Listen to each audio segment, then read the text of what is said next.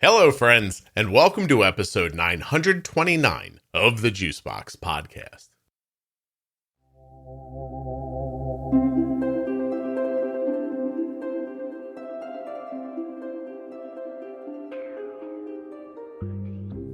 On today's show, I'll be speaking with Stacey. She's 50 years old, but she was diagnosed with type 1 diabetes when she was just 6. We talked about quite a lot in this episode, but the thing that sticks out in my head is that she cracked me up so much. Stacey had me laughing the entire time. While you're listening, please remember that nothing you hear on the Juicebox Podcast should be considered advice, medical or otherwise. Always consult a physician before making any changes to your healthcare plan or becoming bold with insulin. If you want to try AG1 from Athletic Greens, please use my link, athleticgreens.com/juicebox. If you want to save 35% off your entire order at cozyearth.com, use the offer code JUICEBOX at checkout. And you can save 10% off your first month of therapy at betterhelp.com/juicebox. Guys, I swear to you, this episode is hilarious. Please join me in loving Stacey.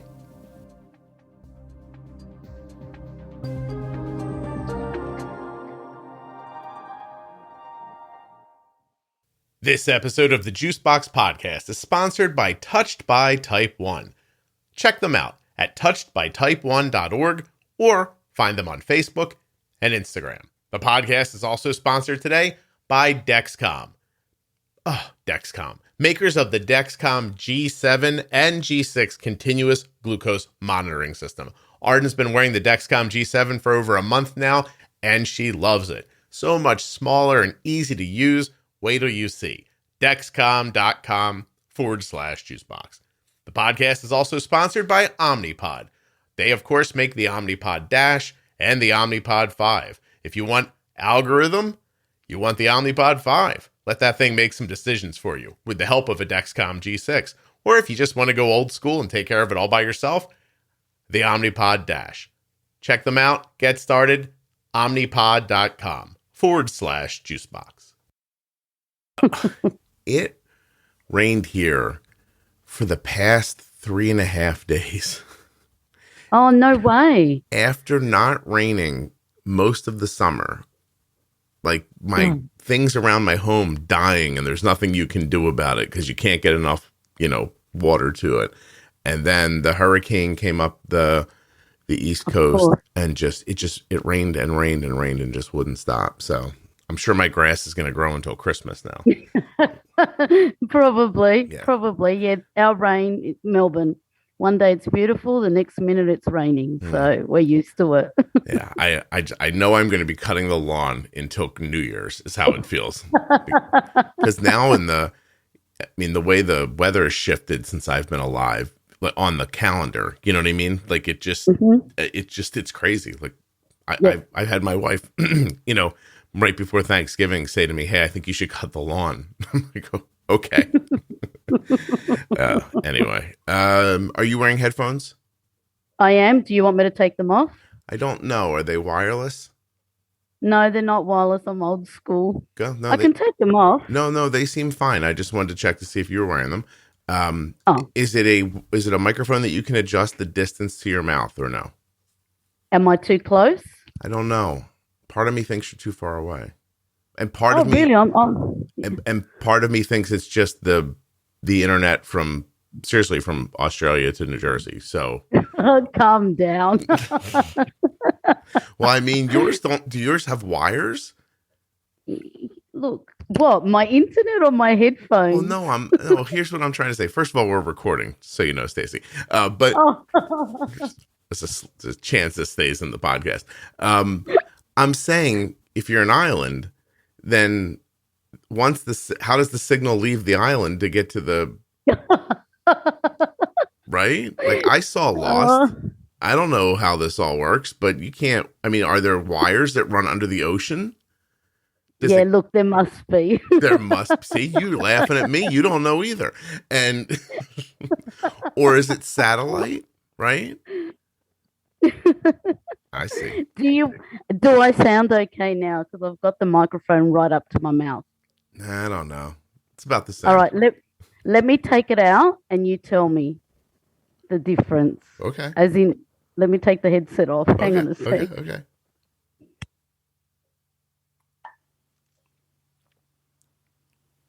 Now I can't hear you.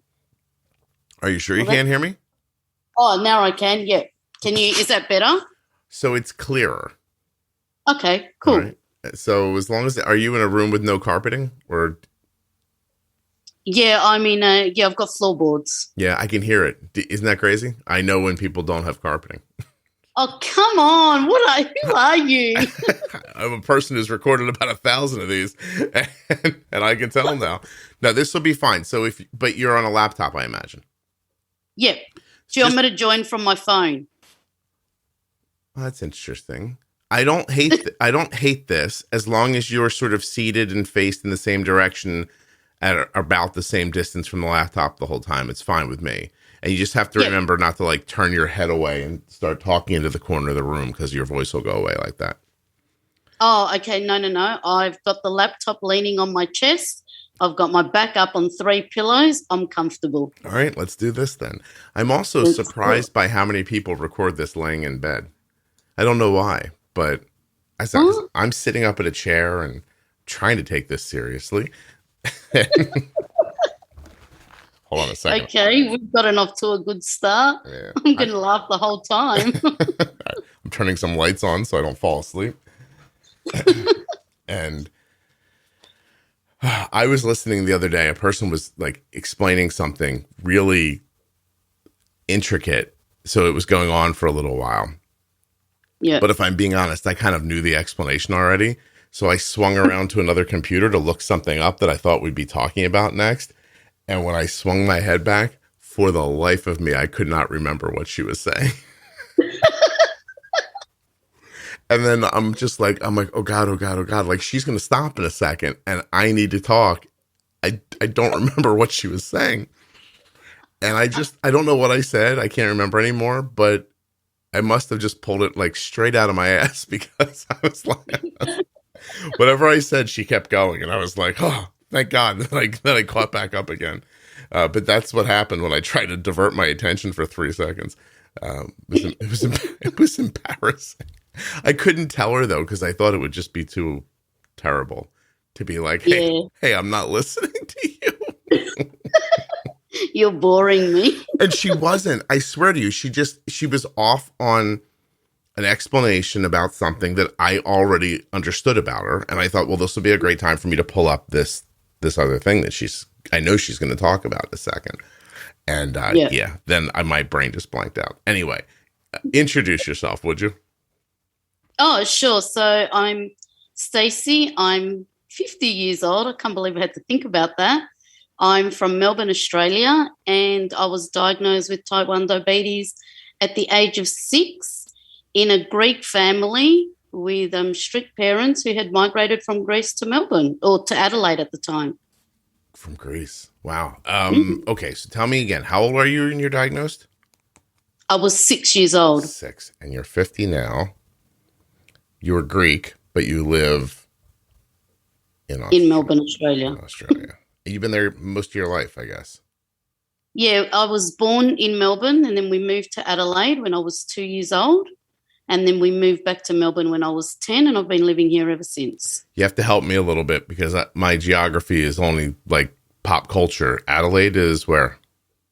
It's a state. Okay, when you're looking at the map of Australia, it's the state to your left immediately from Victoria. So I'm pulling up a map, but I suddenly thought to myself, don't forget what you're talking about when you type into the map, Scott. So South Australia. Okay. Adelaide is part of South Australia, or Adelaide's the capital city for South Australia. I have to tell you, the country's broken up oddly. It is. I mean, why is there a South Australia and a Western Australia, but the northern isn't called Northern Australia, it's called Northern Territory, and there's no East Australia? No, correct. Who did this? Bunch of criminals? I don't know. Whoever did it needs to be like, they need to redo the whole thing again, I think. There's not a ton of consistency. I've never looked at this before. Like, either pick funny names or go with, like, direction, right? Why would you do 3 of the 4 directions? And then there's is there a little, like, British ass kissing over here? Is that what this is? Like a little island? No, the naming, Victoria, South Wales, Queensland. Is that British ass kissing? Is that what that is?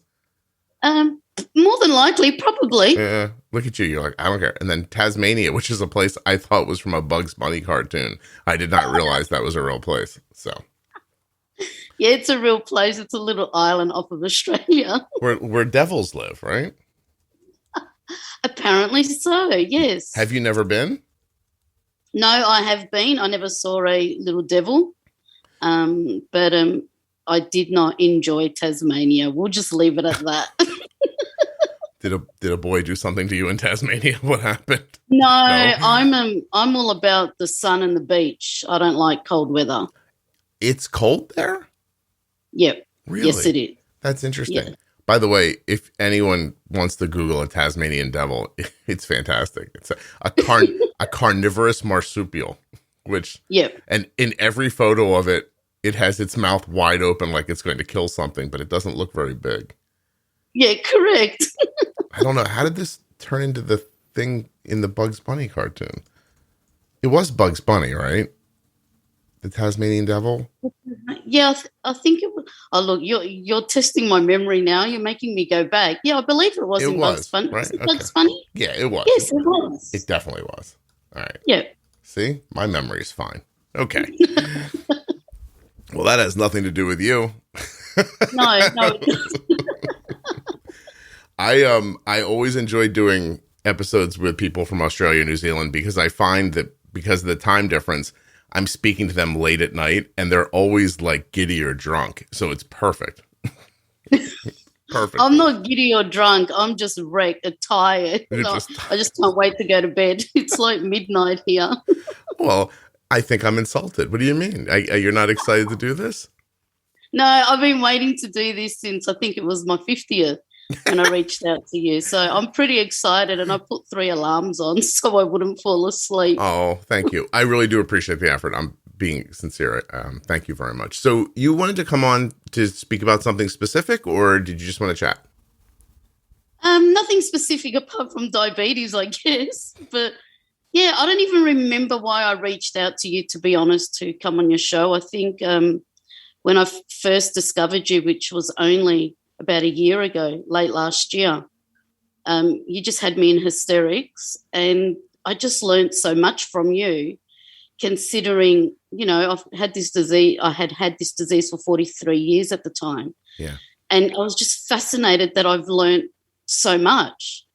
And then every so often when I go for my walk and I put you on and I listen to you, I just continue to learn and learn and learn. So I guess it doesn't matter how long you've had diabetes for, you'll always be learning something different or something new or something you weren't aware of. Yeah. Well, so I think that's worth digging into because to live that long with something, you would think that there wouldn't be anything to learn. Right? Correct. You would just think like, oh, I'm going to listen to this guy tell me stuff that I know already. This is stupid. I've been turning the television on for 50 years. There can't be a different way to do it. And so tell me where were the big changes for you? So I've been on MDI I was on MDI for 43 years. Mm-hmm. So up until November last year. As I said, brought up in a Greek family. It was really hard it's not that to accept that I had diabetes. Diabetes was always in the background for me. So my dad protected me a lot and I couldn't do a lot of things. He controlled everything I did. So I didn't like doctors because I had an incident with a doctor once and refused to go back again. So I just went on my own and did my own thing. And basically all I did was inject and watch what I ate and did my blood sugar. That was my life, and did all the tests, my eyes, my feet, what have you. Mm-hmm. But I never dived into it any further, because it was just, my pancreas doesn't work, here we go, and this is what I have to do. And then here I'm listening to you, and you're talking about being bold with insulin. And I like to do things my way. I take my doctor's recommendations, or we work out things together, but I won't allow them to tell me what to do because I've had it for so long. And one thing that I'm struggling with, being 50, I've always struggled with my hormones during the time of the month. And I would skyrocket. I'd go out of control. So our numbers are different to the way your numbers are with blood sugars. Yep. So I would get up to 14s and 18s, which is extremely high for me. And I could never manage it, before the time of the month. I don't know what I'm allowed to say on here, because I've heard you say that you're not allowed to say whatever you. I mean, I assume it should be. You're from Australia. You should probably be calling it Shark Week. Who week? Shark Week. Is that does that not translate? Do you not get Shark Week on Discovery Channel, or is every day Shark Week in Australia? I wouldn't call it Shark Week, but hey, we can call it Shark Week if that's what you want.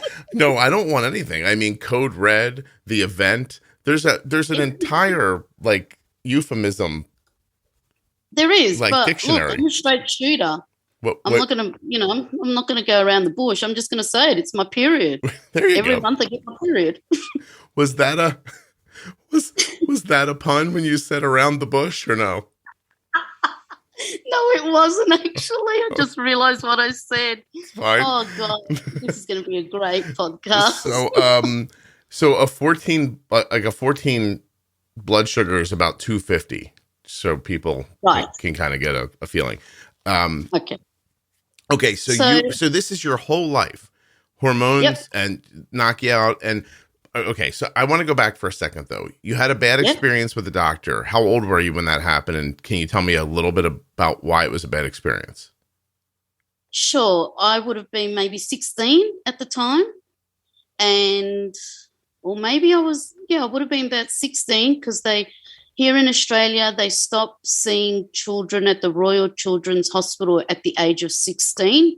They sort of move you on to another hospital or to a private doctor. So, of course, my father and I went to this particular doctor, and he asked me to lie on those beds, which was fine. And, he put the stethoscope on my chest and he was listening. And then he just decided to look in places that he shouldn't have looked in. And I just... With your dad there? My dad was sitting, so he was behind the curtain. He couldn't see what was happening. What the hell? Yeah, exactly. Oh, I'm sorry. That's terrible. Yeah, so I just yelled. My dad got up and nearly punched him because he just knew, something's happened. And then when we got in the car, I told him what he had done, and I just refused to see another doctor. Oh, that's terrible. Did you guys do anything about it? Get him fired? No, we didn't. We didn't do anything. I mean, we just let it go. I was just like, it is what it is. I just won't see doctors, which could have jeopardized my health. But I just wouldn't see doctors. And then I was sent to him again about 14 years later, and I didn't realize it was the same doctor. And as I walked into him, he goes, "I've seen you before." And the penny dropped, and I went, "Have you?" And he goes, "Yeah, back here." And then it just all came flooding back. Oh my gosh. And I just said to him, "Oh, I don't remember you." And he goes, "Oh, don't you?" I said, "No, I don't remember you at all," which I did. Yeah. And I just got the hell out of there as quick as I could and never went back. Well, that sucks. Oh my gosh. I have a recording coming up. I don't know when it is. It's on the calendar. With a person who is going to tell a story about how they, it took them forever to find a doctor that they liked and everything. And they finally found one, and they had good care with their diabetes. And then the guy got arrested for doing something similar. And, Jesus. And I'm just like, what? Like, is everybody crazy? I mean, is it that hard to get through life without being a piece of shit? It can't be, right? But I guess it is. So, I don't know. I've been alive as long as you have, and it's still a story like that. I guess it shouldn't shock you, and yet it is shocking. So that's terrible. Right. All right. Well, so then this asshole puts you on a bad path, and now you're just not going to doctors. For how long? I started going back to a doctor at about 30. I was 31, so I was 16 at the time. So, yeah, about 12 to 14 years later. Mm-hmm. And that was only because I would assume they were hypos. And the reason I say assume is because I never really experienced a hypo.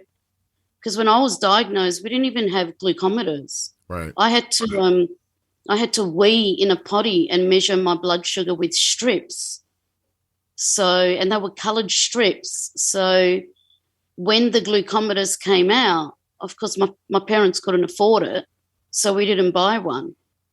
And then we just didn't do anything because my father just let me run my life. I mean, I was 18 by the time, and he just let me run my life, and I didn't want to do it, to be honest. I just didn't want to do it. So I may have lived, the next 12 to 14 years blindly with my diabetes. So were you just, did you do the old, like, you shot your basal and didn't cover food, or how did you handle it? So, yeah, it goes back, doesn't it? I just injected twice a day, once in the morning and once at night, and it was a mixture of Protophane, I think it was, and Act Rapid or Novo Rapid, or I don't remember what the fast one was. No kidding. So it was a mixture of 2 insulins in the syringe because I was using syringes.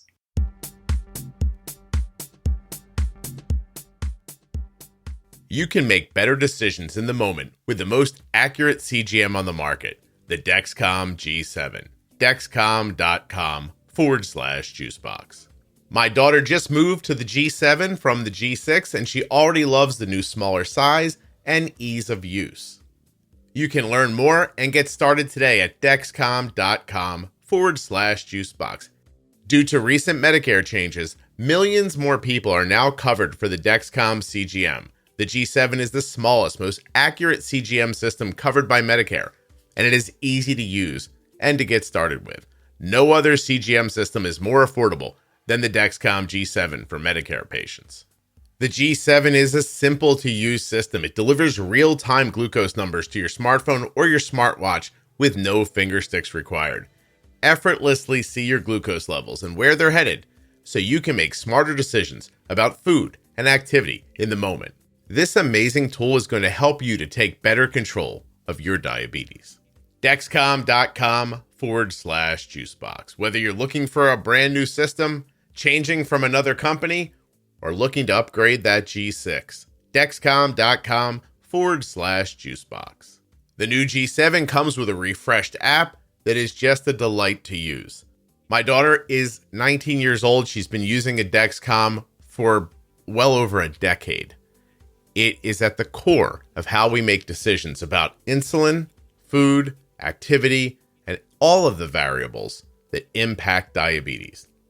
Check it out at Dexcom.com/juicebox. There are links in the show notes of your podcast player and links at juiceboxpodcast.com to Dexcom and all the sponsors. When you click the links, you're supporting the podcast.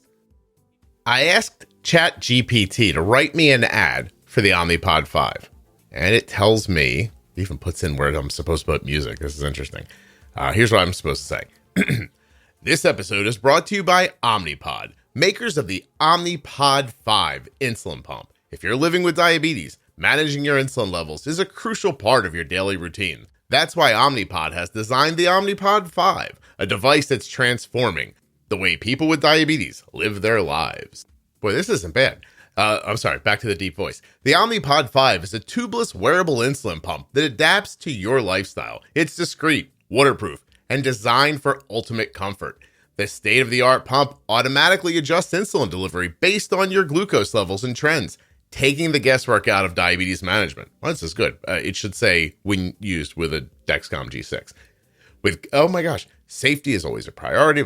It's time to experience the freedom and flexibility that comes with the Omnipod 5 insulin pump. Visit omnipod.com/juicebox to learn more and take the first step towards a better life with diabetes. That's omnipod.com/juicebox. Make the switch to Omnipod 5 and discover the difference for yourself. That's amazing. The machines are taking over, people. That's pretty cool, huh? Anyway, omnipod.com/juicebox. Check out the Omnipod 5 if you want that algorithm with the Dexcom G6, or if you want the Omnipod DASH and you're not looking for the algorithm, you can get started with that as well at my link. When you use the links, you're supporting the show. Those links are available at juiceboxpodcast.com by typing them into a browser or in the show notes of the podcast player you're listening to now. Now, let me say, just write me an ad for Athletic Greens. Hold on a second. I might be onto something here.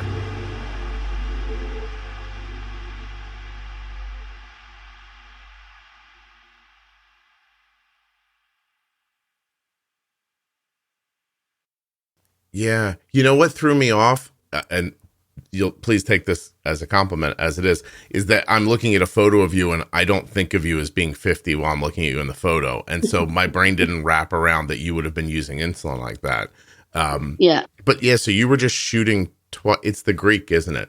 You look so young. Yeah. Okay. Yeah. It's the Greek. It's the Greek hormones. By the way, do you see a photo of me, right? Yeah, I can see you. Okay, Yeah. Okay. I'm adopted. People told me they thought I was Greek forever. I am not. Do you see it at all? Like, why do you? Yep, I do see it. It's interesting. I'm not, apparently. The 23andMe says I am not. Right. But anyway. Okay, so, by the way, I'm sorry to get off track here, but it is incredibly delightful to hear an adult say "we" in a potty for some reason. Yeah, I do enjoy saying that because people don't understand when you say I pissed in a potty and they're like, you did what? It's like, I weed. How else do you say it? I urinated. Urinated isn't a nice word. So yeah, I weed in a potty and I did that for years. Yeah. It didn't stop when I was, because I was diagnosed at 6. So it didn't stop when I was 7 or 8. I continued that until about, 11, 12. Mm-hmm. And that's how my parents measured my blood sugars. My parents did. I didn't. They took full control. My late father, took full control. Mm-hmm. People would offer me water when we'd go visiting, and he would say, "No, she's fine. She doesn't want anything." And I'd look at him going, "But I'm thirsty. I want some water. Like, it's water, for God's sake. Give me some water."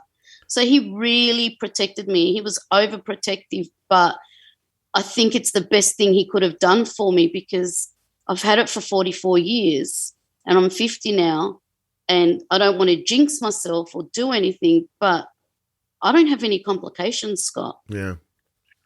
And even though those 10 to 12 years, where I wasn't weeing in a potty or measuring my blood sugar, I still monitored myself and I was careful, and I did my HB, I always get this wrong, the HB1AC, whatever it's called, my 6 months blood test with my GP, and I was always on track. I don't think I ever went over 7 or 8. Well, that's kind of impressive. And did you get low much or no? Well, I started noticing lows when I was around 30, and that's when I went back to my GP, who referred me to an endocrinologist. This woman's changed my life. I walked in there and the first thing I said to her is, "You're not going to tell me what to do." And she looked at me, she goes, "No, you steer your ship. I'm here to work with you. What you do is up to you, but I'll give you advice." And she changed my life. So she took me off the syringes and I went on to the pens, and I was using Nova Rapid and Lantus. I think it was Lantus. Yeah, probably was. And because I was exercising, she said, "I need you to do it this way because I need you to give yourself insulin. You have to monitor more. We're going to give you a glucometer because you train so much." So for me, it was a novelty. I'd walk into work and everyone's going, "Oh, what's your blood sugar today? Where are you at?" And they'd watch me. And I never used to speak about my diabetes. Like, it was taboo as far as I was concerned. Mm-hmm. I don't want to talk about it. No one could ask me. No one could say anything to me. I just didn't want to talk about it when I was younger. So this woman changed my life. And I owe everything to her, to how far I've come. Well, it's interesting. Isn't it interesting, Yeah. Stacey, and you walk in there and you're just like, you're not going to tell me what to do. And she knew exactly how to handle you. She's like, oh, no, of course not. Meanwhile, do you think in her head she was thinking, it's one of these. Okay. No, I don't think she did, because she even said to me, she goes, you're on dinosaur syringes. We have to get you off that and bring you to date. So I think she did play with my head in regards to, she used the right words to make me feel like I was doing all the decisions. Does that make sense? Oh, no, yeah. I'm married. I know how to do that. Geez, you kill me. I know exactly what you're talking about. So she really changed my life, and that's where I started noticing what a hypo was more about. I probably did have hypos, but didn't recognize them as much when I was younger. So, yeah, she changed my life, and then she decided to go to New South Wales, so to Sydney, which is to the right of Victoria. And I had to see a new doctor, a new endo, and that's when I started seeing a new endocrinologist, and she was just as fabulous, if not more fabulous than the one that I'd seen. So I was very fortunate with my endocrinologist. Well, it's such an example, too, of how a decent, well-meaning doctor can impact you so well. 100%. They only have to do their job and care a little bit, and it makes such a big difference to you. And correct, 100%. Not touch you inappropriately, but that as well. Yeah. Well, okay. So how many years do you think you injected for before you got to faster acting insulin? I would have been around 30. So if I was diagnosed at 24 years. 24 years you did it that way. Then you went to a faster acting, but you were still injecting. Is that right? Yep. Yeah. MDI. Yep. And you did that for, are you on a pump now or no? Yeah, I only went on to the Omnipod in November last year. So I was injecting for 43 years. Wow. Hey, Is there any chance that you got that Omnipod because of the podcast? Well, no, not really. Stacey, I'm trying to sell ads here. What are you doing? Just right. Look. Try again. Just say something like, "Hey, Omnipod, I never would have known about the Omnipod if it wasn't for Scott." Go ahead. Look, to be honest, I never would have known what I know about the Omnipod if it wasn't for Scott. 100%. 100%. I don't remember if I started researching the Omnipod just after I started listening to you, or if I started researching the Omnipod just before I started listening to you. I don't remember. Mm-hmm. I don't know if my memory being so crap is because I'm 50 or because of my diabetes. Sometimes I question it. I don't have diabetes, and sometimes I sit here thinking, I know there's a word. It means this. I don't know what it is. Right. So, and I was obviously I was teasing before, but about a year ago or so, Insulet reached out to me and said, "Hey, we're launching Omnipod in Australia, and we'd like you to talk about it a little bit." And I was like, "Okay." So I did in an ad or two, and then I just thought this would be a nice opportunity for you to say you heard one of those ads, but it's okay. Oh. Don't worry. You should have prepped me up better. I would have made it sound amazing. No, this is also nice. I mean, it's was this a doctor that moved you towards a pump? Nope. No. So I started researching because I was getting frustrated with my hormones and, of course, my period. And when I started listening to you and you're saying be bold with insulin, as soon as I took that approach, it just changed my life. Even more than what my life had already been changed. Yeah. And then I started researching. Maybe I did hear it from you because I started researching for a tubeless pump. I just didn't want to be on a pump with tubes. Stacey, you're fucking killing me. Is it me or not? Yeah, it was you. It was you, Scott. It was you. And then I found you and I heard you and then I found out about the Omnipod. It's just the best thing I could have heard. This at best, this is coercion. So if Insulet's listening right now, they're like, he's not getting credit for this lady. So it's fine. It's okay. But no, it was Scott. It was you. It was you. I researched, and of course it wasn't available here in Australia. Mm-hmm. No, Scott, it wasn't you. Now the pennies dropped. This is hilarious. Oh my God. All right, fine. Let's get past this, Stacey. It's okay. It wasn't me. It's fine. I'm sure they'll still buy ads. And hey, listen, if they stop buying ads and the podcast collapses, it's not your fault, Stacey. Don't worry about it, okay? It's me. I didn't come through. I didn't. I met Brett from Insular in Sydney, so I can speak to him if you like. You met a man named Brett? Yeah, he's from Insular, America. He's from headquarters. Where did you meet him? In Sydney. But I know Sydney, but like at a Starbucks, or how did you? Sorry. I met him. Insular Australia brought them down, and then they read one of my blogs, and I touched their hearts, and everyone was crying in the office, and they called me in to do a webinar, and that's where I met Brett. Oh, you met like Brett Christensen. Yeah, Brett, and I can't remember the other dude's name. Oops. I'm sure the other guy's thrilled right now. It's like, yeah. I don't know if it was Glenn. Oh, no, I'm just the guy standing next to Brett. It's fine. Brett's been on the show. Sorry? Yes, he has. Yeah, he's really great. Okay. Fantastic. Oh, so I didn't know you had a blog. Yeah, I keep blogs. Yeah. Oh, so you wrote something. Oh, see, by the way, Stacey, you see what's going on is they were launching Omnipod in Australia, and they started looking around for people to talk to who, you know what I'm saying? It's all PR and marketing. I'm so jaded now. Like when I had somebody on the other day, she was really terrific, Jennifer Stone, right? So she was on Wizards of Waverly Place on the Disney Channel, and she was absolutely terrific and one of my favorite like celebrity interviews because she was so real and just conversational and everything. But somebody sent me a message and said, "Well, she mentioned the InPen a couple of times." It felt like she works for them. And I was like, yeah, I think she does. And I said, how do you think I get these people? Do you think they're just sitting around their house? Like, you know what? I really want to be on a podcast. I'm like, they're fulfilling a business agreement. They've agreed to do a certain amount of media for the job they're doing, which is to represent a thing.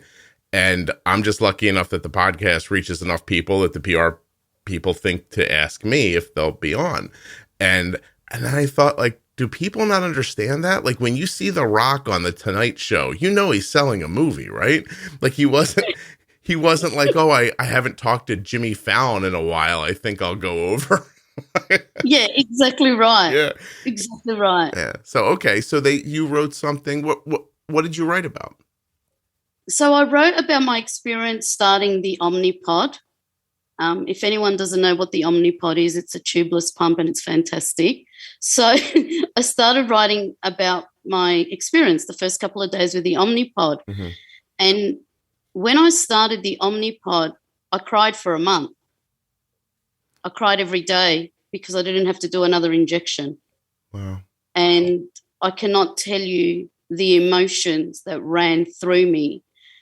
And the hardest thing was that I'm going to get emotional now. I'm going to try not to. My father wasn't around. My father passed away 8 years ago. And they told us when I was diagnosed, by the time your daughter gets to 21, there'll be a cure. Well, clearly I've been 21 twice and there's no cure.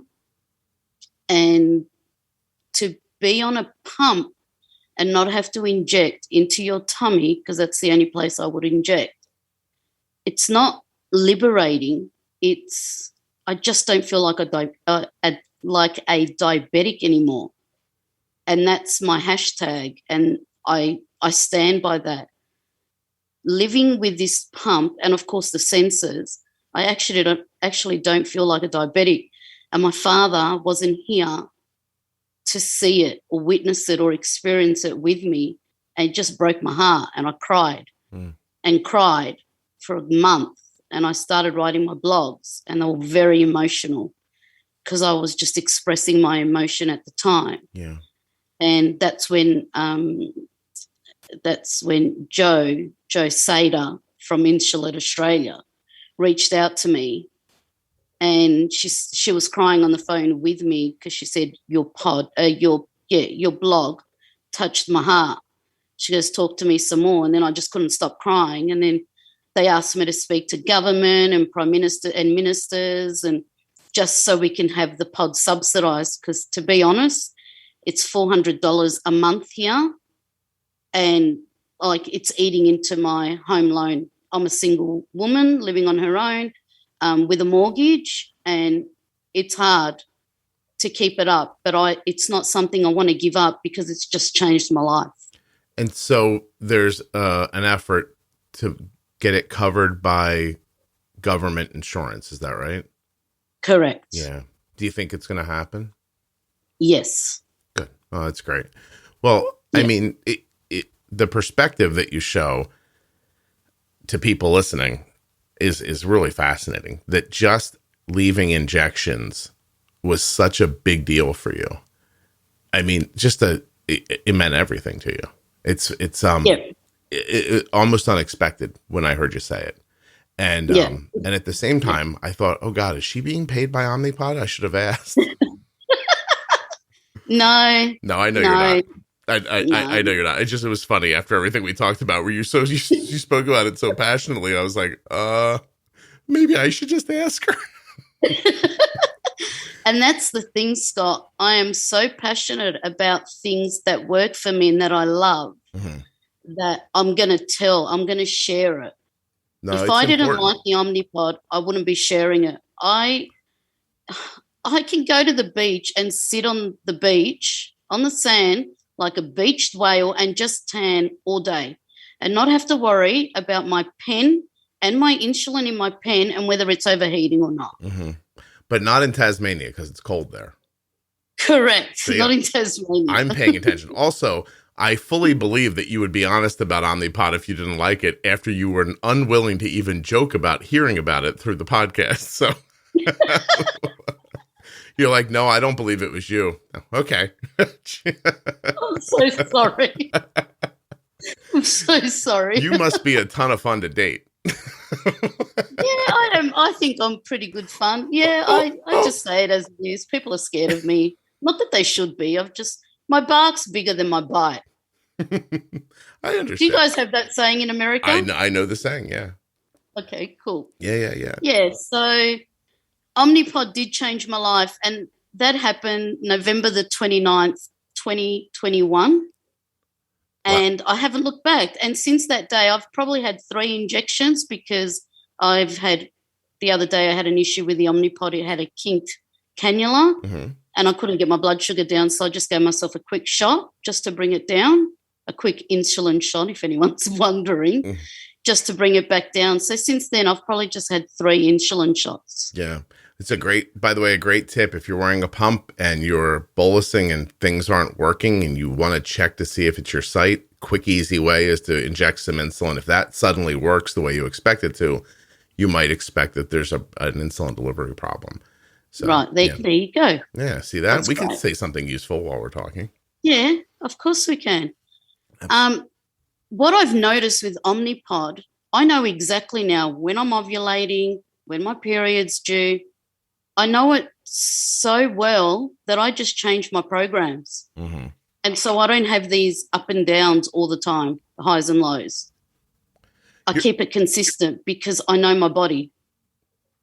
And it's the best thing, especially for people going into perimenopause and menopause like myself. Are you getting real hot, or what's happening to you? I've just seen changes with my period every month.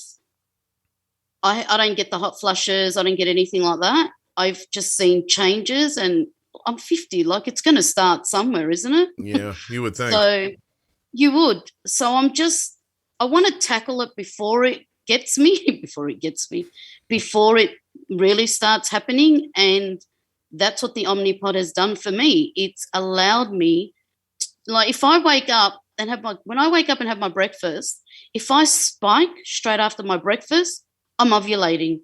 So I changed my program to my ovulation program. Wow. And then it comes back in line. If I start hypoing after breakfast, then I know that I need to switch it back, because sometimes we forget because we're 50. we forget now. Do you find So, that during the event you need more or less insulin? it depends. It does. One right? month I need more, and then the next month I'll need less. Has that changed since menopause, or you think you're perimenopause? You don't think you're peri? Yeah. I think I'm peri. Yep. So has that changed recently, or was it more consistent in the years prior? Well, I don't know, because I was on MDI. I could never control it. With MDI, all I did was increase my levemir, because I went on to levemir. In the mornings, I increased it by 2 units every morning for the days that I had my period or before my period. Mm. That's all I did, and it wasn't even great. It helped, but it wasn't great. Right. Yeah, it wasn't enough. So, And it's not instantaneous enough either, because correct. you have to notice it, and then I imagine you wait another day to make sure you're sure, and then you inject it, and then you don't get that benefit for hours and hours after that, and by the time you do all that, you're probably halfway through your period. Correct. Yeah. Exactly right. Whilst with the sensor and the Omnipod, you just see it. You actually can see what's happening to your body. Mm-hmm. So you just adjust accordingly. And it's the best thing. I'm like, yay for diabetes. It's fantastic. If you get diabetes, you know, there's nothing wrong with you. You can get through it because we've got this technology, and it's amazing. Are you using a Libre or a Dexcom?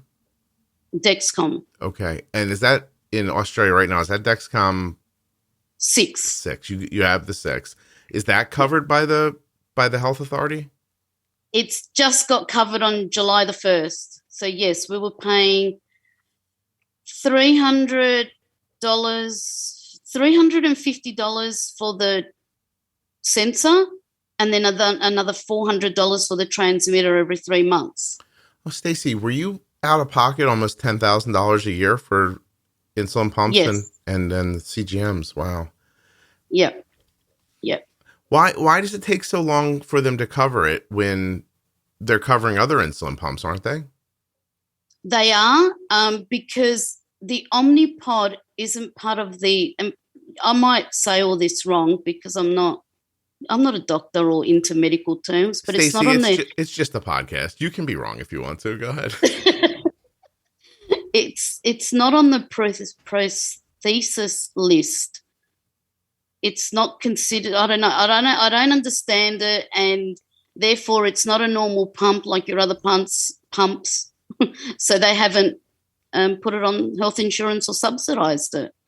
So that's what we're fighting for at the moment. And I mean, we're fighting for it. There's a few of us on Instagram, and we keep putting up posts, fund the pod.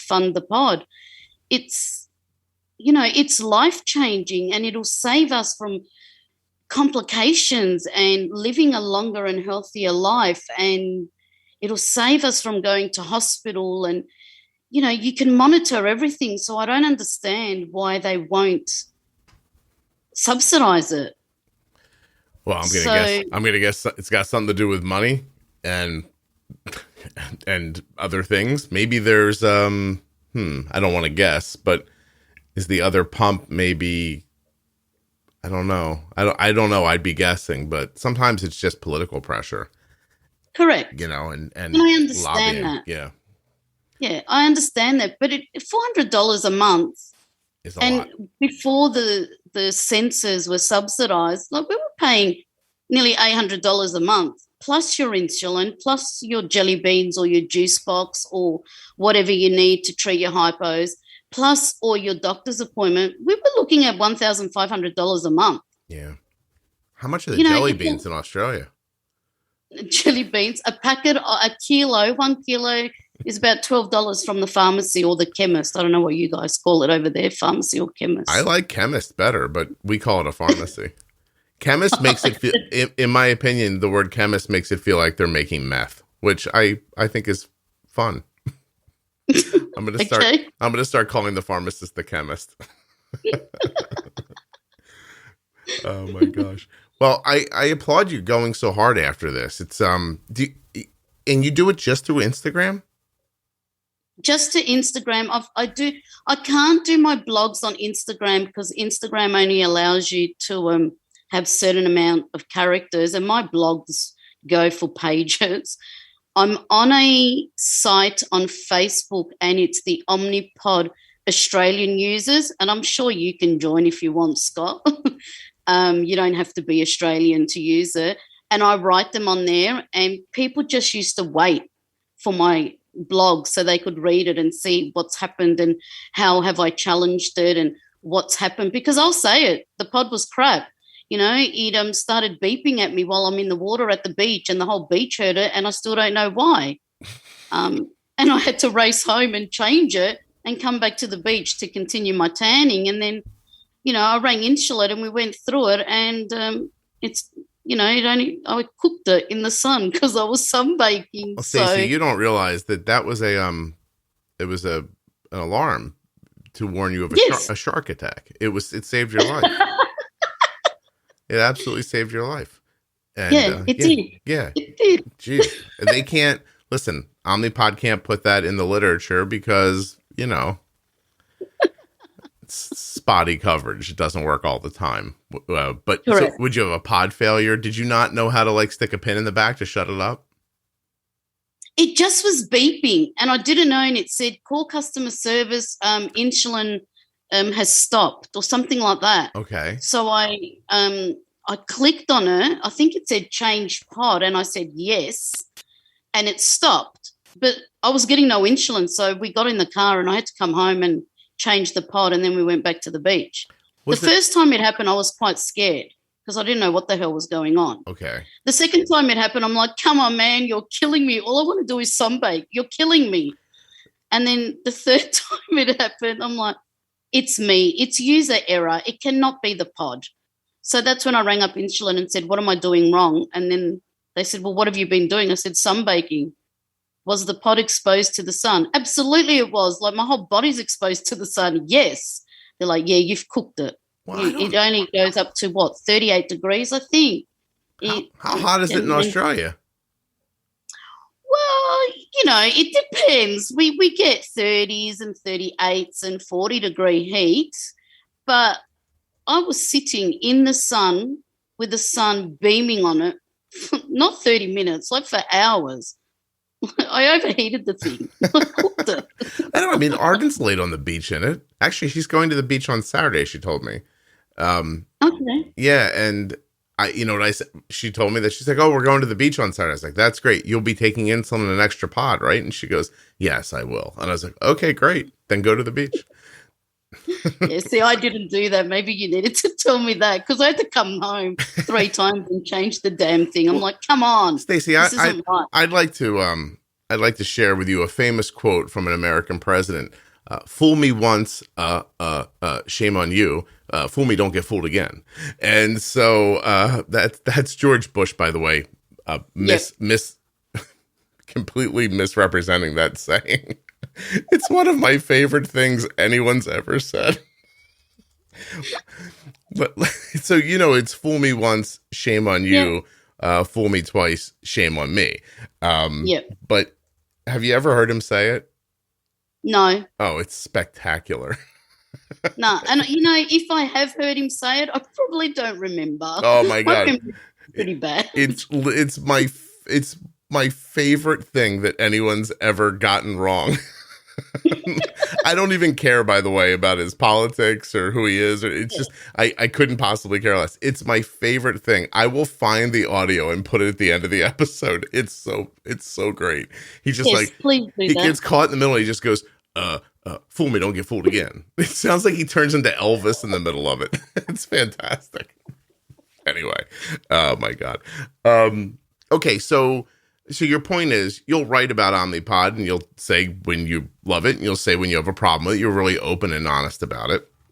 Yep. And yeah, I think that's important. I think, years ago, I was making the point to an advertiser who was like, somebody was like negative about our thing. And I said, yeah, well, your thing's not perfect. And if what you want is for people to pretend it is, I think you're just I think you're just setting people up to be disappointed. Like, wouldn't it be better to know that sometimes stuff goes wrong and here's how you deal with it, instead of treating them like, oh, this is going to be absolutely insanely perfect for you every minute of every day for the rest of your life. And then when something goes wrong, they think it's a giant failure.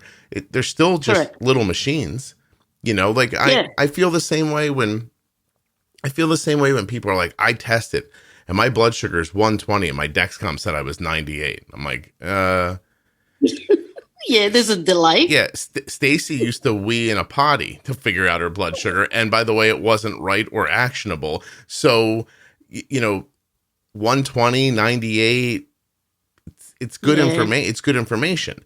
And they'll say stuff like, well, it's normally so accurate. I'm like, oh, so it's normally so accurate, but this one time it wasn't. And you're right away like, this piece of garbage. Like, you don't understand. Like, you have no perspective for diabetes technology. This stuff is astonishing right now, and just getting better all the time. So what are you using, the Omnipod DASH? Yes, the Omnipod 5 hasn't come here, and I kept asking Brett to accidentally leave one before he left, but he didn't want, we couldn't discuss it, we couldn't talk about it because it hasn't been released in Australia, so they were very protective of the Omnipod 5, and that's fine because it's not here. I have my manager who's gone to the States at the moment, and I was going to say to him, can you just grab me an Omnipod 5 and bring it back for me? But I didn't realize that you need letters and what have you, so I just aborted that mission. Abort. Yeah, all the companies, they don't talk about stuff before it's cleared because it can cause real regulatory problems while they're trying to get stuff through the FDA. I remember... God, who came on? Somebody from something one time, and he just said something offhanded about something that hadn't been cleared yet. And I got a panicked email about 6 hours later, and it was just 3 words.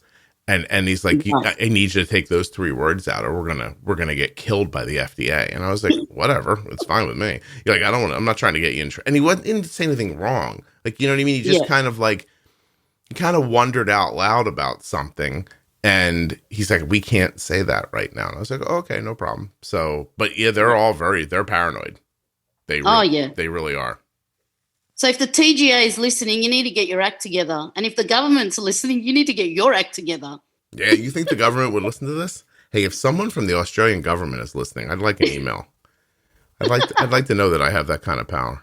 You know what I mean? Because I'm going to start asking for other things. For instance, why can't you make the sharks remote control?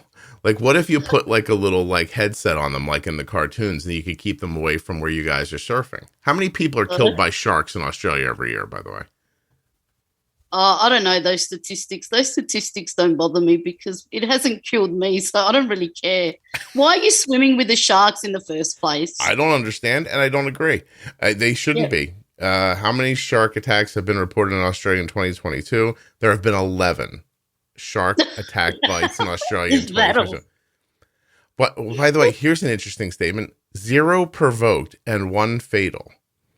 So 1 person's been killed by a shark in Australia this year. But what the hell does "they're not provoked" mean? How do you know that the shark didn't feel provoked? Did you ask it? Exactly right. We're in their territory at the end of the day. Wow, this is a thing they track. How do you provoke? Unprovoked, provoked. Wow, they track. By the way, they track shark attacks forever. Recorded shark incidences since 1791. Oh my God! Who's keeping track of this? Insulin wasn't even released in 1791. That's exactly right, and we were still tracking shark attacks. Most of them are minor lacerations, by the way. Oh, right. Okay. Except for the ones that say horrible things, which I'm not going to read. No. Yeah, let's just stick with most of them are just minor lacerations. That's fine. I didn't know that people were tracking something like that. I've been scrolling the whole time we're talking. I'm only to 1930. There you go. There you go. We don't even have a cure for diabetes, yet they're tracking sharks. shark attacks. By the way, is QLD Queensland? Yes, Okay. it is. Look at me. I'm going to be like an official Australian by the time you and I are done talking. Also, Yep, you sure are. my sense of humor works in Australia, doesn't it? It does. Well, you've got me in hysterics when I'm on my walks every day, and when I decide to listen to you, I die from laughter. I'm going to move there when I retire. Can you get rid of all the spiders before I get there, please? Because if you could do that, I think. Just move to, I don't even know where I could send you so you don't get attacked by a great white. Well, I'm not going to the ocean, but I do panic because if something goes wrong, how do you get off the island? You know what I mean? It's just not, I want to be able to run on land. Seriously. Okay. I want to be able to bolt in a direction if stuff gets upside down. Have you ever heard the one episode I did with someone where I was, joking about spiders, and then they told a story about a spider being in their toilet? No, I didn't hear. I haven't heard. Do you know you've got over 700 episodes? Like, I only started listening to you last year. I haven't gotten through even half of them. Have you considered quitting your job or so that you could listen more? No, because then I couldn't afford my Omnipod. You know what? There we go. Omnipod again. Hey, could you just real quick say omnipod.com/juicebox in that delightful accent of yours? Omnipod.com/juicebox. Thank you. In that delightful voice of mine. Is that right? I like the way you say insulin, which is cool. Insulin. And when you tried to say HbA1c, it was delightful. I don't even know what it is. HbA1c, HB1AC, HBC1A. I don't even know what it is. I have to say, I think I've gone over this with an Australian in the past, but my favorite part of it is that you take the H and you turn it into a word that sounds like H. So it's almost like, I don't know, HAYECH maybe. And then, it's like HB. So it's I think it's HAY, maybe CHYCH, and then BBE, and then you put the one in front of the A. So you go HB1A1C, which is backwards. It's A1C. It's absolutely delightful. I swear to you, I don't know why you're single, but if Kelly dies, I'm coming and finding you for sure. So, and by the way, she's on a flight right now overseas. So, you don't know. Right. Well, look, the amount you know about diabetes, you're very welcome. I would totally be a catch for a 50-year-old type 1, wouldn't I? Absolutely. I never thought of it that way. I'm going to have no trouble dating if this plane crashes. Oh my God, poor Kelly. She's in Munich right now, texting me from the airport. So she had to go to Paris for work, and she's on her way back. Her life is horrible, very tough, as you can tell. Yeah. It sounds it. Constant struggle. Yeah. Sounds it. But okay, so let me make sure. Is there anything we haven't talked about that I should have? The one thing you put in your notes about growing up in a Greek family, like you said it like that means something. So let me first ask you the obvious question. Your favorite actor is John Stamos, right? George Clooney. Clooney? Okay. All right. I just thought John Stamos is pretty hot, and he doesn't even look like he's nearly 60. But George Clooney, he's just, He's holding up, huh? Oh, he's amazing. Yeah. Yeah, George Clooney is my favorite actor. Did I write John Stamos? No, I just assumed because of the Greek thing. Oh, because he's Greek? Yeah. And you have my big fat Greek wedding on like VHS and DVD, right? Correct. Yeah. Absolutely, I do. Wait a minute. Do you really? I do. I've got it on DVD. I don't know about VHS, but I do have it on DVD. Yes, I do. My powers of generalization are amazing. They are. You stereotype me too. It's so easy. I always say, people are like, stereotypes are wrong. And I was like, oh, okay. They're also incredibly accurate. So yeah, how do you think I jump to so many conclusions while I'm making the podcast and I'm always right? Always right. Even with the spider. And I'm like, oh, spiders are terrible, right? She's like, well, yeah, there was one in my toilet. And I was like, yeah, see, I'm right about that. Anyway. Okay. So, well, now that I've heard you say that, I don't think I'm a good replacement then as a mate, because if you're looking at George Clooney, I don't think I'm on the same, not exactly on the same scale as him. You know what I mean? I think all the women look at George Clooney like that. I don't think it's just me. I believe I look at George Clooney like that. So, a handsome man. Oh, you kill me. You kill me. Brad Pitt too, by the way. Yeah, Brad Pitt's all right. Yeah. We don't love Brad Pitt because his features aren't dark enough for you, huh? I don't know. I don't know what it is about Brad Pitt. He is, he's good on the eye, but yeah, it's something about Clooney. I don't know. Do you know? I was really devastated when he married that woman that he married. That woman. That woman that pulled him out of the dating pool. I was so close. I was so close. You've got no idea, Scott. Isn't she idea? Isn't she like a genius and an attorney and like 9 other things? And like 10 or 20 years younger than me. Yeah, she is. And he's my age. Is she really younger? Yeah, she's younger than him. Oh, I guess if I was George Clooney, I'd get a younger girl too. Yeah. Well, no shit, Sherlock, so would I. Hey, have you ever seen Brad Pitt's brother in anything?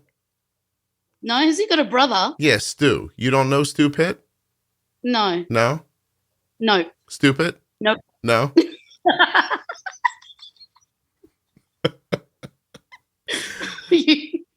Oddly, I think this episode's going to be called Stu Pitt. I dare you to do that. That'd be so cool.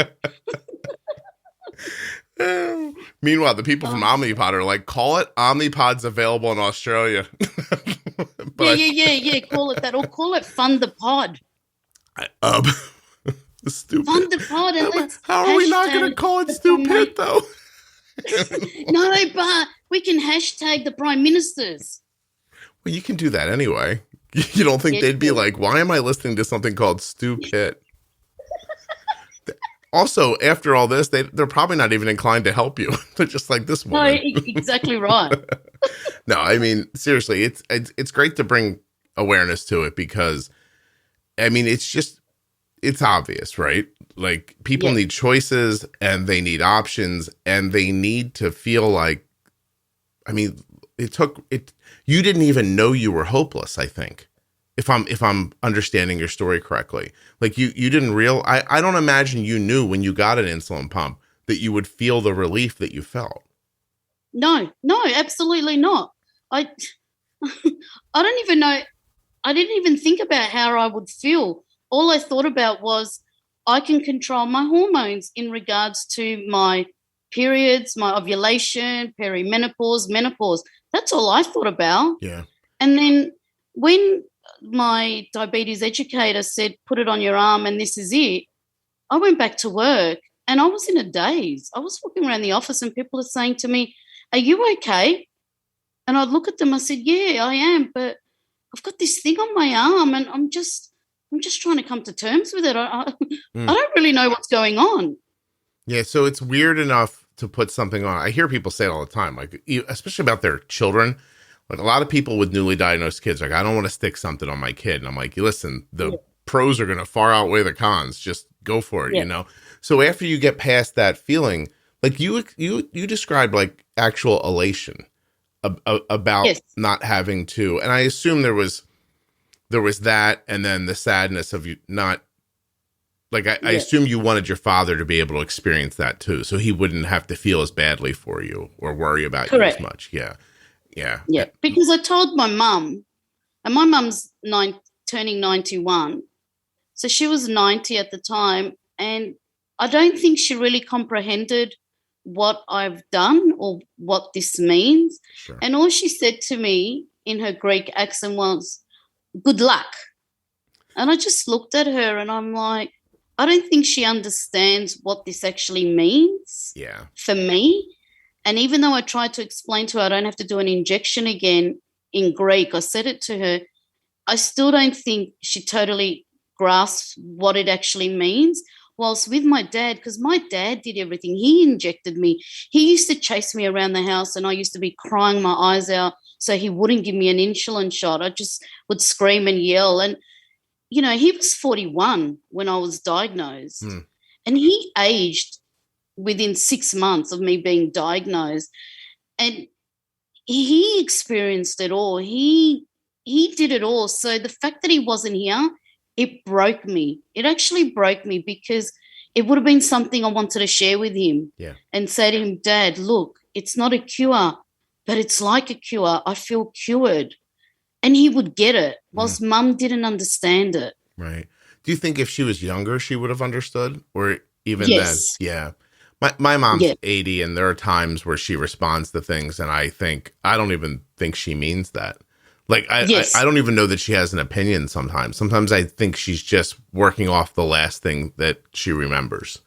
And, it's tough getting older. But I understand what you mean. Like, you lost out on telling your father, and then telling your mom was anticlimactic and not very fulfilling. Right. Well, you told me, and I understand what you're saying, and I'm thrilled for you. Oh, thank you. Yeah. Thank you. I mean, it's not really the same, but, No, but, and that's the thing. And, like I've had people, when I write it in my pods and I've had friends that follow me, there are friends that are asking me about it and they get just as excited because they used to see me in a restaurant, pull up my top, calculate my carb, because I'm by carbs. I follow my macros strictly, not for my diabetes, I follow it for weight loss. And because I lift weights, but they used to see me lift up my shirt or my dress and just inject. And, one of my closest girlfriends, she's just as excited as me because she just looks at the PDM. She goes, is that it? Every time, is that it? And I'm like, yeah, that's it. That's all I have to do now. And it's just the best feeling. And then, I've got a sister and a brother-in-law and a sister-in-law. My sister-in-law is type 1 diabetic as well, and she's obviously married to my brother, and their son is a type 1 diabetic also now. Okay. And I was telling them, and none of them got excited. And that's because it was taboo. We made it taboo to talk about it because I didn't want to talk about it, Scott. I told no one. I traveled overseas and I didn't tell the people I was traveling with that I was a diabetic. Yeah. I hid it. Now you're willing to talk about it. And, well, that's good because they'll figure it out from watching you at some point too. Yeah, correct. Yeah, they absolutely will. And you'll end up helping them as well. Also, the way you say taboo is amazing. Taboo? Yeah. Sounds like a city in Star Wars. It's lovely. It really taboo. Is. Absolutely. Taboo. What's wrong with taboo? Taboo. I mean, it's fantastic. I listen, I can't say water, so, whatever. But no, that's a lovely story. It really is. We mixed it in with a lot of insanity, but I think it's a really lovely story. And I think it's important. So you're going to keep going. I imagine if you can get Omnipod 5 one day, you will. Oh, absolutely. I'm first in line. I've told Insulet in Sydney, as soon as it comes out, you're going to ring me. You're going to tell me I'm going to be there. We're going to do this. I don't want to wait any longer than what I had to wait for the Omnipod because we had to book in, go through the diabetes educator, and, it went on a little bit too long, but that's okay. I'm there. I'm first. You'll see me on the news in America going, there's a crazy girl running around Australia. She got the Omnipod 5. That'll be me. Listen, I don't know if it's inappropriate to say, but the one thing I don't like about this Omnipod story is that now there are not fit women pulling up their dresses in restaurants anymore. So, I mean, I think that's a downside, if I'm being honest. Yeah, it probably is, but hey. How was lunch? How was lunch, Jim? Oh, it was good. I had a burger, and some girl pulled her dress up. It was fantastic. I don't know what the hell she was doing, but, it made the wait for the French fries easier. Do you even have French fries in Australia?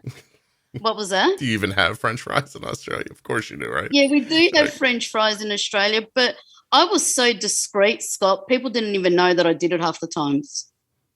No, I imagine. I know you get really good at it. Actually, when you notice people doing it in public, I sometimes think I only notice it because I know what they're doing.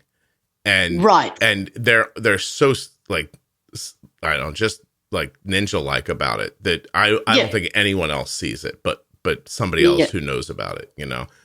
So, yeah. No. I remember the first time I did it at a restaurant with one of my closest girlfriends. She had never seen me do it before. And she went into complete meltdown. She caused a scene at the table. Really? Yep. She caused a scene. Oh, my God, what are you doing? Why are you doing that here? Can't you go to the toilet? Why does it have to be here? Aren't you embarrassed? Oh, she's yeah. I almost used a bad word. You should have. Oh, don't worry about that.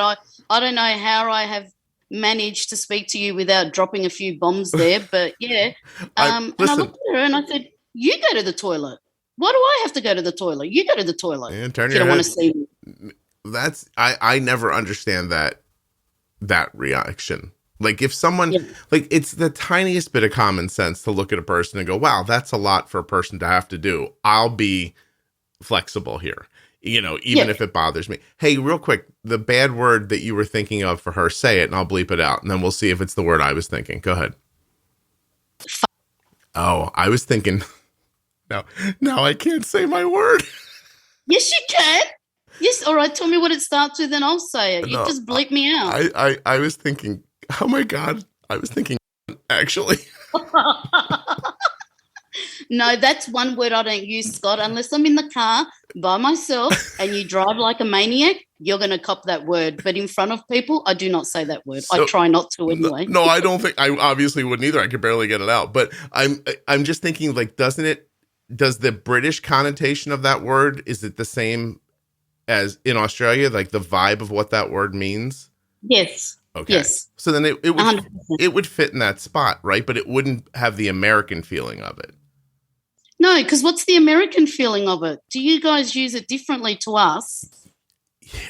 I think here it's just a vicious word about women, whereas I think in like in England, Australia, it's more about like the way you would like if you saw somebody just being a jerk, you'd almost like call them like a dick here, I think. Yes. Right? Correct. Yeah. But yeah, I don't know. I love when a person with an accent uses that word correctly. I find it to be delightful. So we use it pretty much together with the other word that I said. Oh, which one goes? So hold on. We'll just bleep this out. It's not like you don't just put them together, right? Yeah, we do. We absolutely do. We go, you fucking cunt. Oh, like that. That's beautiful. Like that. That's really Don't bleep that out. Leave it in. Let people hear it. I can't leave that in or I lose my clean rating and Apple will take me out of certain countries. Oh, you better bleep it out. So I'll bleep it out, but I love it. Although I got a very passionate note from a woman. Here, we'll end on this. Let me take a drink. Hold on. I used the word. So I left the word fuck in an episode by mistake during the editing process. And then the very next day I did it again. So I don't know what was wrong with me that week when I was editing, but I missed the word twice in concurrent episodes. I'm making so much editing for myself right now. And so I immediately realized it and I took them out and I went to the Facebook group just to share with people, hey, like, I missed a couple, I'm sorry. And I titled the Facebook post, I gave 2 fucks by mistake. and then I just explained, in this episode and that episode, but it's been fixed. And if you're scared you're going to hear it, delete the episode and re-download it. You should get a clean copy. But some people's players don't replace copies when I put them up. There's nothing I can do about that, blah, blah, blah. And I just explained it out. Like, I really wanted people to know if you don't want to hear it, like, here's a way you could possibly get ahead of not hearing it. And I got a very passionate note from a woman who told me how much the podcast has helped her, how amazing it's been for her health, but that she was not going to listen anymore. And I was like, wait, what? Because at first I thought, well, that's strange. You know what I mean? Like if it's helping you that much, like you're going to give away your good health or your happiness or whatever for this. But yeah, like it meant that much to her. So I responded back to her and I said, listen, it was an honest mistake. I didn't just leave it in there on purpose. Like I genuinely made a mistake and I didn't take it out. And then she responded back and she said, well, I'll think about it. And I was like, okay, well, she's like, mistakes do happen. I was like, we are being very serious right now. And about something that she obviously felt very strongly about, that was interesting to me because I don't think twice about it. Like I wouldn't, if this wasn't a clean rated show, I would be cursing a lot more, you know? Yeah. 100%. I get you. It's part of our vocabulary. But at the end of the day, she's got diabetes, and you can't say the word. Like, come on. We say all the time because it frustrates us. Do you think she does You're too? gonna have to bleep me out. Well, obviously, I'm going to spend an extra half an hour cleaning up this episode, but that's not the point. And we're in this far now. You know, in for a penny, in for a pound, which I'm sure George Bush would have said. In for a nickel, buy me $1. So, but all right. So do you want to stay? So we're done, but do you want to stay with me for a second while I find the George Bush thing? Yeah, no worries. Okay. Because you got to go to bed. Oh, don't worry about it. I normally get up at this time to change my pod. Why is that happening? Because we pay $400, Scott, I use it up until the 80 hours are finished. Oh, you stretch it out as far as you can. Yeah, absolutely. Yeah. And if I have to get up at 1 o'clock, 2 o'clock in the morning, then I'm going to do that. All right, hold on a second. Let me see if I can pick this up on the microphone. There's an old saying in Tennessee, I know it's in Texas, probably in Tennessee, that says, fool me once, shame on you. If fool me, we can't get fooled again. There's an old... It's hilarious. He was a bit muffled, but I heard the last bit. Yeah. You fool me. What did he say? Fool me once, fool me again. He starts out, he goes, there's an old saying in Tennessee, I know it's in Texas, probably in Tennessee, that says, fool me once, shame on you. Fool me, you can't get fooled again. By the way, is that not like a Led Zeppelin or Pink Floyd lyric? I don't know because I don't listen to them. You can't get fooled again. What is that? How are you not going to be helpful for me now if I need to know this? I don't listen to Led Zeppelin or Pink Floyd. What? I'm a girl. You're a girl? It's The Who, by the way. I've outed myself as not knowing my 60s, 70s rock. Won't Get Fooled Again is a Who song. So in my heart, I believe that he started into this, forgot he was in Texas, first of all, said Tennessee, right? And then it's fantastic. And then he starts into the saying, gets lost, and finishes with a Who lyric. It's brilliant. It's absolutely. Oh, it's absolutely brilliant. It's just one of the best gaffes I've heard in my entire life. Anyway. No, that when we get off, I'm going to go and Google it so I can listen to it properly. Yeah, well, and I'll find the MP3 and I'll drop it in here. So it's that's got to be public domain. I'm sure I can put that in here. So, all right. Well, sure Stacey, you were lovely. Thank you so much. I appreciate you doing this very much. Oh, no, thank you. And like I said, I don't even remember why I contacted you, but I'm really glad we had the conversation. It was just, yeah, you've made me laugh like you always do. And it's been great. It's really good. And, you know, you just have to know what a difference you make to people with type 1 diabetes. And for someone who's lived with it for 43 years, and like I said, you know, you think you know it all, and then I'm listening to you and I've learned so much. You know, I take my hat off to you. It's just amazing, and I can't thank you enough. Oh, that's my pleasure, and it's very nice of you to say that. Thank you. I also think that you added something today to the podcast. That story about your father, I think is going to resonate with a lot of people. And so it was very nice of you to share it. And I know it must not be easy to talk about. Yeah. No, look, I love talking about my dad. Sometimes I get really emotional. Sometimes I'm okay. Like today, I held it together.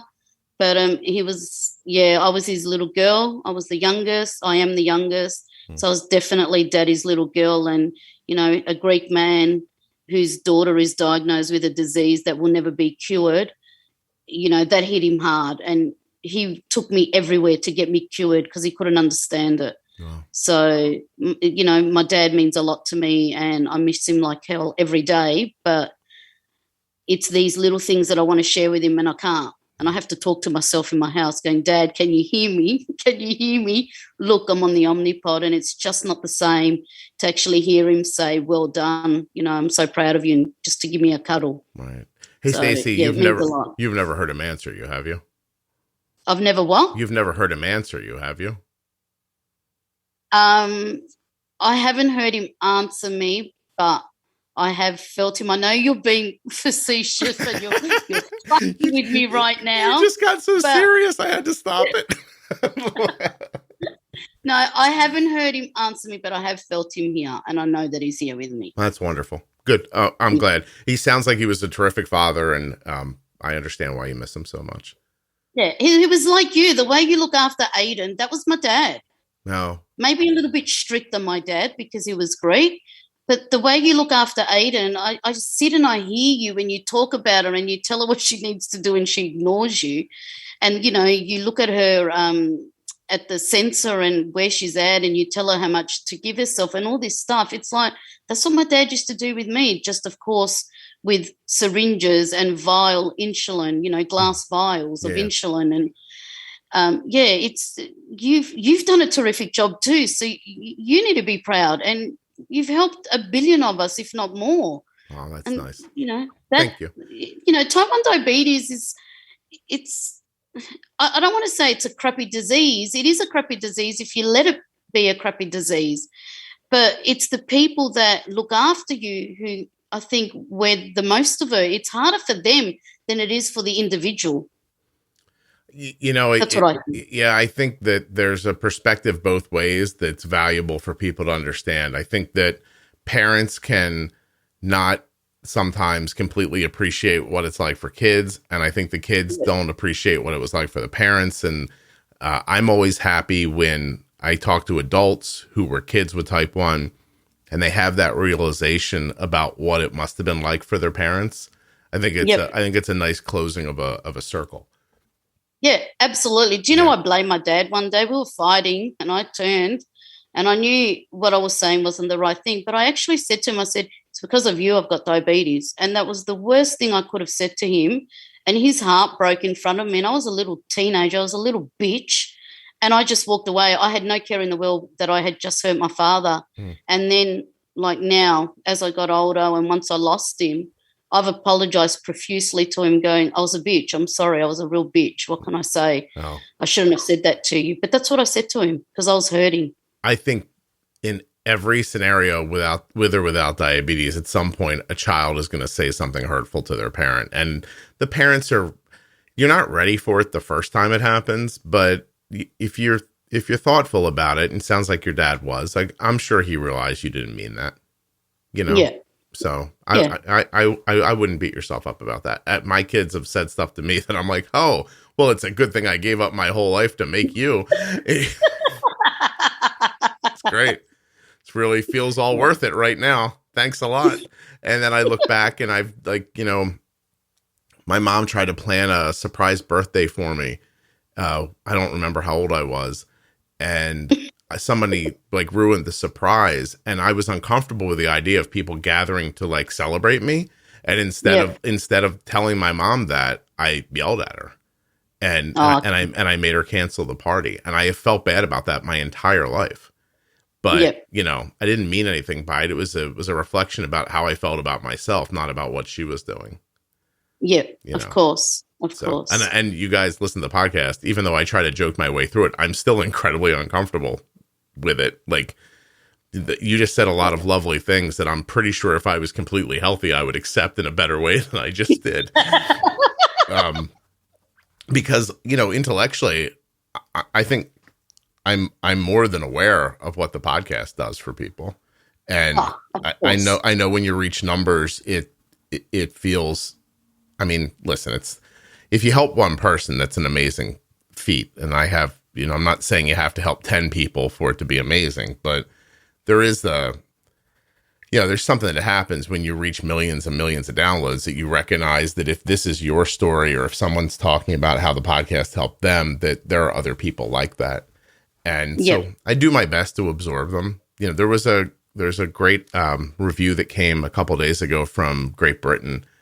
And the person just said that I'm making the diabetes community stronger and improving people's lives. And I try really hard to accept that. Like I put it on my desktop so that I could try to not be uncomfortable with it. Yep. You know, so. And you should accept it. And it's like when people give you a compliment, people don't know how to take it. And, you know, you respond like, yeah, whatever, or okay. And you never say thanks for the compliment. It's the same. It's because we're just doing what feels good for us, and we're helping other people, but we don't expect people to thank us for doing something that we enjoy doing, because you're doing this because you enjoy it and for your daughter, right? For Arden. So you don't expect to get recognition. So when you do, it does feel like weird. It's like, oh, okay, cool, no worries, thank you. Yeah. Yep, all right. And you make a joke out of it, and that's fine. But, you know, I'll keep telling you, I'm going to keep writing now messages on your wall, and I'm going to send you messages on Instagram and go, you're the best. You're the best. Well, Thank you. You're very, very nice. Thank you. Hey, listen, I feel horrible saying this at the end, and I've contemplated not saying it, but it's Arden, not Aiden. Oh, why didn't you tell me? Oh, my, can we go back and re-record this? I have to change your name to Arden. Far out. For fuck's sake. Are you serious? You let me go a whole hour and you didn't tell me, Scott? Jesus. I was having too much fun. Arden. I was having too much fun. And by the way, I think she would like that you don't know her name. Like that it's not stuck. Like she, like every time she comes on the podcast, I get a text that says, your people are following me on Instagram. Can you tell them to stop? And I was like, I mean, not individually. I don't know how to do that. And I was like, I'm like, you're a private, like, just don't follow them back. And she's like, I don't know. I'm like, okay. So, but I love she calls them my people. She's like, your people. Oh, by the way, if you haven't seen it yet, someone turned me into a Christmas ornament. Where? On Etsy. Etsy. How do I say Etsy? Etsy. Yeah. Etsy. They're like wooden clothespins in felt clothing with a Juicebox Podcast shirt on, holding a Dexcom receiver. And it's I gotta tell you, it's amazing. And it's freaky at the same time. like I got a text from Isabel, and she goes, I work for a Christmas ornament. And I said, you don't work for me. I don't pay you. She goes, you know what I mean? And so I'm like, but it's amazing. Like, you have to find it. It's on my Instagram right now. So you can go look when you're done. But yeah, someone turned me into a Christmas ornament, and I was touched by it. Like, I really was. I thought, when I first saw it, I thought, I must really reach farther than I think, because this is an interesting thing for someone to do. And then I showed my son, and he goes, yo, man, one of these people's going to murder you. That is so true. I agree with you. I was like, what? He goes, that's some serial killer shit right there. He's like, look at this. And it was just one of them. But then I let her put it up in the Facebook group, and I guess people ordered them. So then she sent me a picture of like 8 of them together. I was like, oh my God, people are buying these. And then Stacey, I had this thought. I was like, she better send me one. And I don't want to have to ask for it. You know what I mean, Stacey? Like, somebody better just reach out to me and say, how do I get you one of these? Because I'm not taking any cut of this sale. And I think she's charging like over $20 for them. She better send you one. Who is she? Yeah, I'll get onto it. Tell me who she is. I'm not going to tell you who she is, but do you know if I hung this on my Christmas tree, it's possible my family would burn the tree down. Burn the tree down or disown you? A woman asked me yesterday, she's like, how do I use these if I'm Jewish? And I said, I would use a pipe cleaner and have it hang off the menorah candle. I think it would be amazing. Anyway, all right. You wait and see what I'm going to do on your Facebook page now. I mean, it has not been offered yet. Maybe she's just doesn't want to impose, but I mean, at this point, I'd like one, and I like that she made me thin too. I think it's fantastic. Did you hear that? That was my Dexcom going off. Yeah, I heard that. It's trying to tell you there's a shark coming. No, see, it always goes up at this time. Your blood sugar goes up at this time of night, always? Yeah, I've just hit 10.3. Why don't you set a basal rate an hour before when it usually goes up and try to stop it? Because I've been monitoring it and I've just increased all my basal rates and it's still it's just gone up and I don't understand why. Listen, right. I hear what you're saying. It's maddening. It is maddening. It's frustrating. We took Arden to college. Her settings were rock solid. I have no idea what happened, but suddenly her settings were way too strong. We had to cut them in half. Like, no lie. Her basal went from 1 or 1.1 an hour to 0.6. Her insulin sensitivity from 42 to 70. And then 4 or 5 days later, her blood sugar started going up again. And so we were scared to I was scared. Who the hell's we? It was me. I didn't want to. What am I talking about? And so I didn't want to put it all the way back up because I got scared. So I kept moving it up incrementally. And finally, 2 nights ago, I texted her and I was like, hey, FaceTime me and share your screen with me. I'm like, we're putting every one of your settings back to where it was before you got to college. And we put them all back. And last night and today, we're finally back to what we were used to looking at. So right. Okay. And trust me, if she was here, I would have done it quicker. But there were so many new things happening. I was a little happier for it to be higher than lower while we were figuring stuff out. So, and she had a really bad time of the first few weeks of school. Okay. Because of a roommate thing, which I don't think I'm going to be able to talk about on here. But that's okay. Yeah, things are kind of getting better now. So anyway, all right. As long as they're getting better, that's all that matters. Stacey, I got to go. I got to jump in the shower because I'm interviewing a guy from Dexcom in an hour and a half about the G7. Oh. Isn't he lucky? All right. Well, I can't wait to hear that one as well. Thanks, Stacey. Have a great night. Thank you. See you.